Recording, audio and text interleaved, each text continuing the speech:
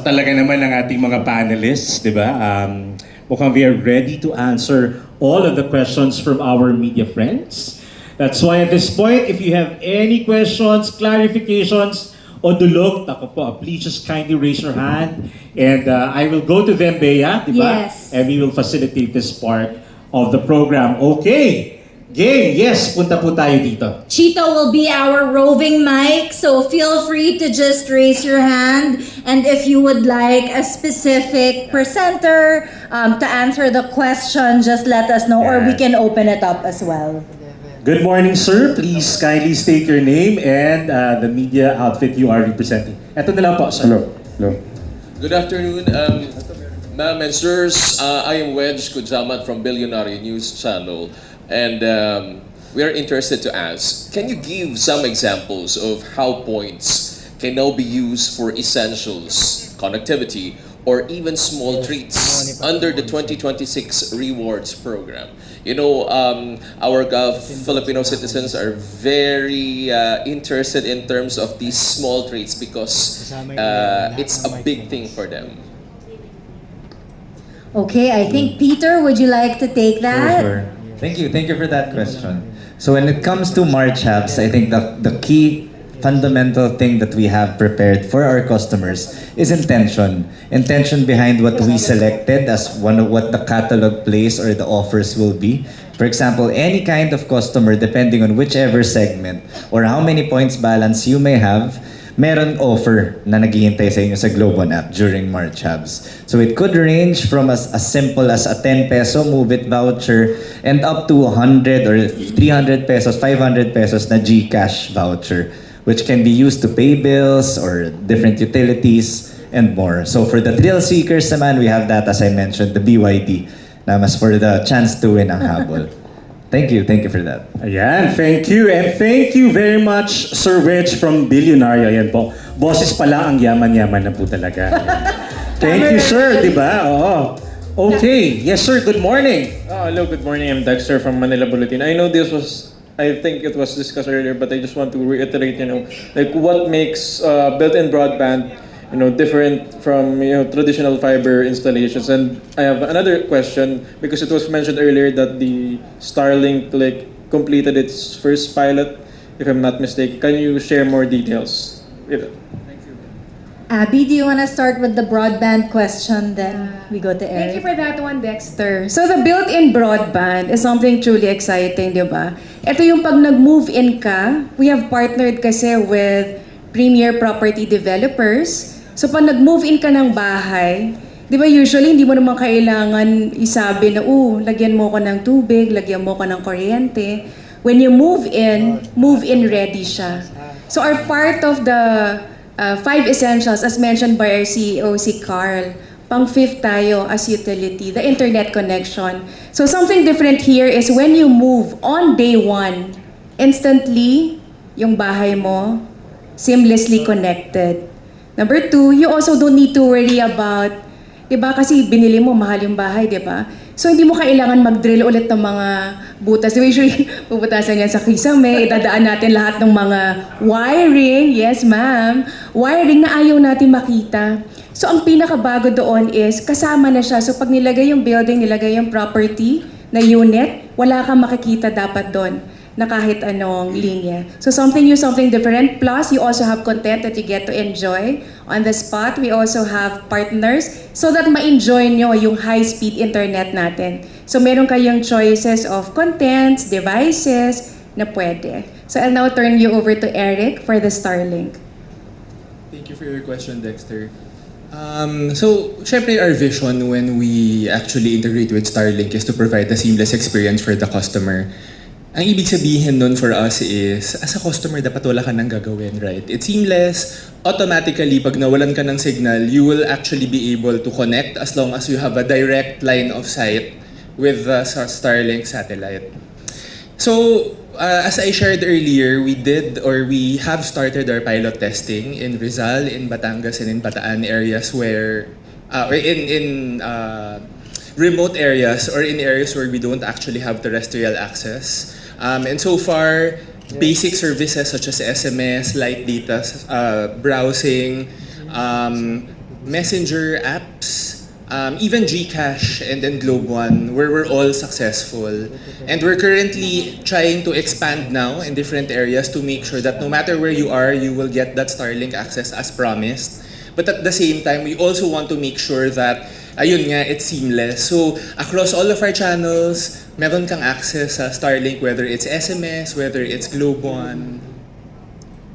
Yun. Thank you, Abby and Eric. Talagang pag si Abby and Eric, mapapabili ka talaga, my friend, no? So ito na, seamless. ito na. Oh, ganyan. Subscribe na. Thank you, Dex. Okay, next. We have our friend from the Philippine Daily Inquirer. Hello. I'm Dogan. Good morning. So I'd just like to ask about GoGive since it was mentioned earlier. How can we ensure that this initiative delivers real and measurable impact and not just digital engagement? Thank you, Logan. So it's actually a very important question. So for us, si GoGive naman talaga goes beyond digital engagement. It's about active participation. It's about the deeper desire to actually help and actually create change. So that 4.1 billion that I've mentioned a while ago, it goes beyond your MBs or your GBs. It's actually a representation of how many relief goods we were able to deploy, how many animals we were able to help save, and even how many children and families we're able to support. So to keep the impact going, so it's really on us to create more partnerships, to open up new communities and advocacies so that our customers can continue to go give their heart and support. Thank you. Thank you so much, Jiv. It's really very inspiring work, especially the opportunity to give back. Thank you. Okay, we have another question from our good friend, Miss Bernie Magkilat, my love. Yes, ma'am, please. Hello, good morning. Good afternoon na yata. I'm Bernie of Logistics News PH. My question is about your partnership with PAL Miles. Some customers might feel that airline miles are less tangible than getting a brand new iPhone or a Samsung unit. So how would you convince a Platinum member that 800 or 1,600 miles a month is better value than a device subsidy? Is this worth it? Thank you. Good morning, Ms. Pearlie, and thank you for that question. I think at the core of what we do at Globe Platinum is really always focusing on how we can serve our customers better. So with this new plan, it's really an expansion of the power to choose for our customers. So you now have three ways. You either choose to get the flagship devices. Some might find value in connectivity and flexibility, but this time, I think the value lies in terms of having the ability to create memories. And while essentially this is not a tangible material, but it goes beyond that because what we're doing now with Palma Buhay Miles is we're unlocking a new layer of value. So imagine just by simply subscribing to this plan, you get to accumulate miles that you can turn or transform into experiences, into memories with your loved ones. That I think for a lot of our Platinum customers who are really travelers who go out of the country or local 2 to 3 times a year, that's something that we believe would be very, very beneficial to our customers. So thank you. Thank you, Leo. All right. All right. Where is our roving mic? Yes, sir. Good morning. Globe afternoon. I'm Edwin Rolion from Manila Standard. Ang tanong ko po how important para sa mga consumers yung mag-invest sa data streaming, and speaking of rewards, any plan to put up additional rewards sa mga prepaid customers like me, particular dun sa emergency loan, tsaka dun sa mababa kasi mga loan na nakukuha dun sa pagka kailangan mo talaga ng data. Thank you. Okay. Would anyone like to take the data streaming question first? Sir, good afternoon. Okay, so in data streaming, there are two types of how you're going to invest. First, it's you subscribe to a managed service. The other one is yung tinatawag naming DIY. Okay? In a DIY model, so you got to invest on servers, You got to invest on space. You need to invest a 25% annually for the maintenance. You need to invest on talent. The reason why Globe invested on a data streaming platform in partnership with Confluent is because we want this to be part of a managed service portfolio that we provide. Meaning the advantages is very clear. It's a pay-per-use. It gives you elasticity. Kung kailangan mo ng capacity, one click, you have the capacity. It gives you reliability, meaning SLA of 99.95 to 99.99. And it gives you the talent that you want. So, sa data streaming kasi, since data streaming, you have to connect to a different system. And to connect to those systems, you have to develop connectors. In a managed service, we have what we call a universal connector. Yung parang kung nasa Singapore ka, iba yung connector, kung nasa US ka iba, kung nasa China ka iba. So we have developed that. So when you subscribe to a service, immediately you have the service itself, no? And people are investing in data streaming because, meaning you're getting the information as it happened. So immediately you can do immediate action, you can do immediate intervention, meaning there are a lot of use cases for retail, for financial, like fraud detection, the sample use cases I mentioned kanina. So these are really valuable solution, no, to protect the consumers. Thank you. Thank you so much, Marlon. Peter, did you want to add something? Okay, for the rewards part of the section of the question. So for prepaid rewards, we recognize that there's limited points balance. So what's nice to see is in the catalog, there's rewards that are as low as 2 points na may either only calls ka na or a select amount of data. And on top of that, pag umabot na talaga sa point na kailangan mo ng panawid, we have loans too. So that's available, and what we can kind of assure you is that it will come at a contextual pace too. It's orchestrated in the sense na when you need it, pwede may makita nyo na may offer tayo on loans. So we have those kinds of services. Thank you so much. All right. Do we have more questions? I think we have time for 1 or 2 questions, unfortunately, pero nandito lang po lahat ng ating mga panelists. So while we're having lunch or even after, we can go to them. Yes. You can go to them Great for your idea. questions. Ms. Shinky from the Daily Tribune. Daily Tribune. Magandang tanghali. And congratulations sa Globe for being the head of innovation and connectivity. Kanina, I was listening well and I'm so inspired nung nagsalita si Mr. Carl Cruz. And he said, the role of Globe is not just for connectivity, but to uplift every Filipino's life. And may sinabi pa siyang isa na I like very much. They build, the purpose is building Philippines when locality isn't a reason for connectivity, and family to stay together even if distance says otherwise.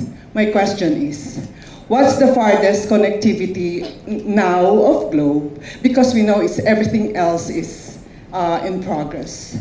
So now what's the farthest connectivity of Globe in Mindanao, in Visayas, and in Luzon? Because most of our OFWs are from far-flung areas. And when a strong typhoon visits us, we're all disconnected. But again, we know that Globe is there, but I just would like to know and write about it. If we can inform our katribo kung ano na ang layo ng naabot ng Globe sa buong Pilipinas. Maraming salamat po. So thank you for that opportunity, ma'am. So if I can share, no, sa broadband natin, sa fiber, we are proud to say na tayo yung unang bumalik sa Marawi. Remember, Marawi was ground zero. Super devastated yon. Nagpunta kami, binisita natin. Tayo yung una naglakas ng loob to put fiber. Nandun din ang mobile natin together with sa side nila Eric. And yung pasasalamat nila, actually, we were both welcomed by both the Army tsaka yung community. Because exactly what you said, ma'am. Did you know na medyo nabawasan sobra? Because yung kabataan natin doon, because of that internet or the Wi-Fi connection, they realized there are other options for them para mabuhay. So yun yung first one. The other one also is the Sultan Kudarat na area din. So tuwang-tuwa, yun naman ang nailagay natin sa G-Fiber prepaid natin. And then upcoming natin, I guess, together with sa mobile natin is the Basilan because we are planning to put up that cable landing station. So if you look at it, that corridor na sobrang layo. So it's all about having that connection, mobile, home network natin, bringing it closer so that lahat makakapag-aral, lahat may option din makapagtrabaho. That's why, if you look at it, hindi na kailangan mag-abroad because the options are all here. Those are just examples and I'm sure you will hear more from our team. Eric? So first, marami pong salamat for recognizing all of the efforts. Earlier, I did talk about opportunities and how connectivity actually unlocks all of those. For consumer mobile, actually, we have 96% of the Philippines already covered. And sana nakikita nyo naman or nararamdaman nyo that year on year, as we invest more in the network, we're actually making our services more accessible and reachable to all Filipinos. Pero admittedly, meron pa pong naiiwan na 4%, kaya very important what I shared earlier on Starlink. Because yung hindi po naaabot ng ating mga cell sites today, Starlink will actually allow us to cover the balance 4%. And actually, by early Q2, we will be able to cover 100% of the Philippines.